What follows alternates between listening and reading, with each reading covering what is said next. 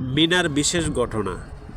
বিশ্বাস করা হয় এখানে ইব্রাহিম আলাইহিস সালাতু ওয়াসসালাম যখন পুত্র ইসমাইল আলাইহিস সালাতু ওয়াসসালামকে কুরবানি করতে যাচ্ছিলেন, তখন শয়তান তাকে বিভ্রান্ত করতে চেষ্টা করে। এই ঘটনার স্মরণে শয়তানকে কঙ্কর নিক্ষেপের আমল পালন করা হয়। মিনা এটি মক্কা থেকে প্রায় 5 থেকে 6 কিলোমিটার পূর্বে অবস্থিত। এই মিনার অপর একটি নাম হলো তাবুর নগরী, কারণ এখানে হজযাত্রীদের জন্য হাজার হাজার স্থায়ী তাঁবু তৈরি করে রাখা হয়েছে। মূলত 10 থেকে 13 জিলহজ পর্যন্ত হজ পালনকারীরা মিনায় অবস্থান করেন।